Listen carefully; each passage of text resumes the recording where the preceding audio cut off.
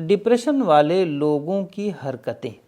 ऐसे बहुत सारे लोग मेरे पास आते हैं जो ये कहते हुए मिलते हैं कि मैंने आनंद का स्रोत ढूंढ लिया, पर एक्चुअली मेरी एनालिसिस में वे डिप्रेस्ड नेचर के होते हैं। वे ऐसे स्वभाव के होते हैं जिनमें बहुत जल्दी डिप्रेशन और एंजाइटी में जाने की संभावनाएं होती हैं, जाने का स्वभाव होता है। ये मैं उनके लक्षण बता रहा हूँ ताकि आप स्वयं अपने आप को समझ सकें कि हमारा नेचर एक्चुअल में है क्या। पहला, एक स्टूडेंट का एग्जाम्पल देते हैं। एक स्टूडेंट कहते हैं हमसे, मैं जब आसमान को देखता हूँ और उसको विजुलाइज करता हूँ तो सारे ब्रह्मांड से मैं कनेक्ट हो जाता हूँ। और उनका ऐसा कहना था कि वे जब भी आसमान को या नेचुरल चीज़ों को, सागर को, पानी को देखते हैं तो उनको लगता है कि वे सब कुछ से कनेक्ट हो गए हैं। सत्य ये है कि ऐसे लोग बाहर की चीज़ों से ढूंढ रहे होते हैं शांति। पर ध्यान दो, अगर बहुत साइंटिफिकली डिटेल में मैं चर्चा करूं तो आसमान आपको क्या खुशी दे सकता है? अगर मैं आपको यहाँ से 200 फीट या 1-2 किलोमीटर ऊपर ज़मीन से आसमान में अकेला छोड़ दूं तो आप क्या स्थिति होगी? प्रैक्टिकल रूप में अगर आप आसमान में पहुंच जाएं तो क्या आप वहां खुश रह सकते हैं? ठंड से मर जाएंगे आप। केवल यहाँ से आप देख रहे हैं आँखों से तो आपको लगता है कि आप खुश हो गए। सागर में पानी को अगर आप देख रहे हैं, बहुत दूर दूर तक पानी, और आप खुश हो रहे हैं, तो इसका क्या मतलब है? आप एक फैंटेसी में खुश हो रहे हैं। एक्चुअल में सागर में अगर आप कहीं अटक जाएं, कोई भी व्यक्ति जो सागर में या समुंदर में कुछ दिनों तक भटक जाता है, उसकी स्थिति आप जानें, उससे पूछ लें आप कि सागर कितनी शांति देता है। सागर और आसमान शांति नहीं देते। आप बिना मतलब की एक फैंटेसी एक्सपेक्टेशन उनसे करते हैं और अपने माइंड में एक कल्पनाएं करते हैं उससे संतुष्ट होने की। क्यों? क्योंकि आप खुद में संतुष्ट नहीं। खुद में संतुष्ट नहीं है तो ये आप 20 तरीके के बवाल खड़ा करते हैं।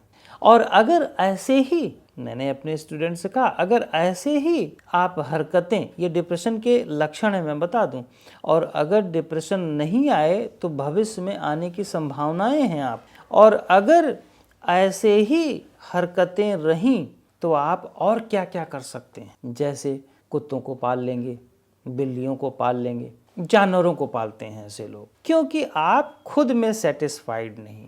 खुद में जब सेटिस्फाइड नहीं होते तो बाहर ऐसे ऐसे ऑब्जेक्ट ढूंढते हैं, ऐसे ऐसे चीज़ों से संतुष्ट होने के रास्ते ढूंढते हैं जो आपको रिएक्शन ना दे, आपको कुछ बोले ना।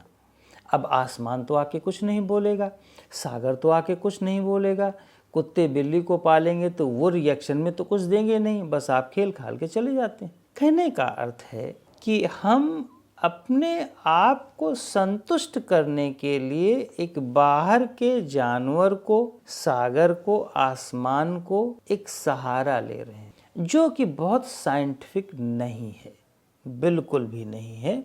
ये फ्यूचर में मैं आपको बतला दूं, भविष्य में आप डिप्रेशन में चले जाएंगे, क्योंकि ये डिप्रेसिव नेचर के लक्षण हैं। इसीलिए मेडिटेशन में जो जो ये हरकतें इमेजिनेशन करवाते हैं लोग, जैसे मैं अपना एग्जांपल दूं, मैं जब छोटा था तो कहीं मैं मेडिटेशन करने गया तो वो बिठा करके मुझे आकाश गंगा के चक्कर लगवा रहे थे कि वो इमेजिन करिए आकाश गंगा है, आसमान है, आसमान में इतने तारे हैं तो फलाना है तो ढिमका है, तारे आपस में ये करते हैं वो करते हैं, कितने चमक रहे हैं, 25 तरीके की ऐसी बातें आप इमेजिनेशन करा करके खुश कराने की कोशिश, आप विचारों को शांत करने की कोशिश कर रहे हैं। एक्चुअल में ये इमेजिनेशन है। आप अपने बच्चे को या आप अपने माइंड को एक इमेजिनरी वर्ल्ड में ले जा करके डाइवर्ट करके शांत कराते हैं, लेकिन वास्तव में आप अपने प्रेजेंट मोमेंट से भाग रहे होते हैं। आप अपने शरीर से, आप अपने मस्तिष्क के हिस्से से बाहर भाग रहे होते हैं, जिसको मैं एस्केपिज्म कहता हूँ, और वो गलत है। धीरे धीरे इसके चक्कर में फंसने पर आपको प्रॉब्लम पे प्रॉब्लम, समस्याओं पे समस्याएं आने लगती हैं, और धीरे धीरे आप और गूढ़ और गहन समस्याओं में उलझते जाते हैं। इसीलिए मैं कहना चाहूँगा कि ऐसी चीज़ें ना करें। प्रैक्टिकल अपने बॉडी को फील करें, बॉडी से कनेक्ट होएं, माइंड से कनेक्ट होएं, अपनी सेंसेस को रिलैक्स करें, अपने बिहेवियर पैटर्न को देखें। मेडिटेशन वही सबसे अच्छा है जो बिहेवियर पैटर्न को बेहतर करे। स्लो रिदम, ध्यान दो, अपने जितने भी एक्शन हैं थोड़ा सा उसमें रिदम लाओ। अगर मेरे इस पूरे लेक्चर को सुनो तो मेरे लेक्चर के पार्ट को थोड़ा अलग कर दो, मैंने क्या बोला छोड़ दो उसको। मेरे इस पूरे लेक्चर में एक रिदम देखो। अगर इस रिदम में आपको बहुत एनालिसिस करोगे तो रिदम में ये पाओगे कि आप इस रिदम में स्ट्रेस में नहीं आ सकते। भले ही अगर मैं एक एग्जांपल दूं, इस रिदम में अगर आप इसी रिदम में गाली भी देना शुरू करो तो स्ट्रेस में नहीं आओगे। इस रिदम में गाली भी आपके दिमाग को तनाव नहीं देगी, क्योंकि ये रिदम इतना लय युक्त है, इतना स्लो पेस पर चल रहा है कि आपके मस्तिष्क को हाइपर नहीं करने देगा, आपके ब्रीदिंग के रेशियो को हाइपर नहीं करने देगा, तो प्रॉपर ऑक्सीजनेशन होएगी।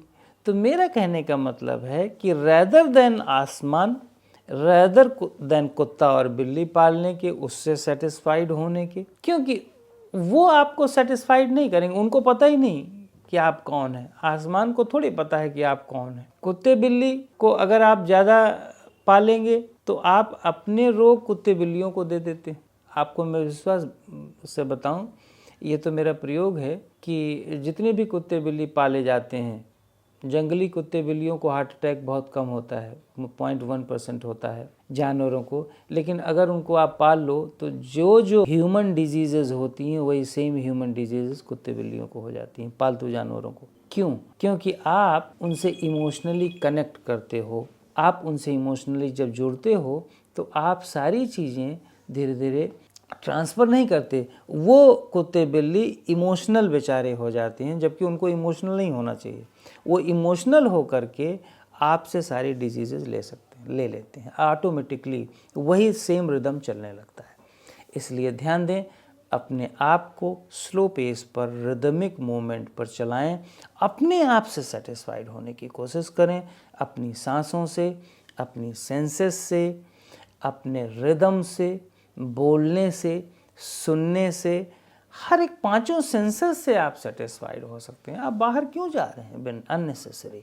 अपनी यौगिक पद्धतियों से, खाना खाते समय, हर एक मोमेंट में आप सेटिस्फाइड होने की कोशिश करें।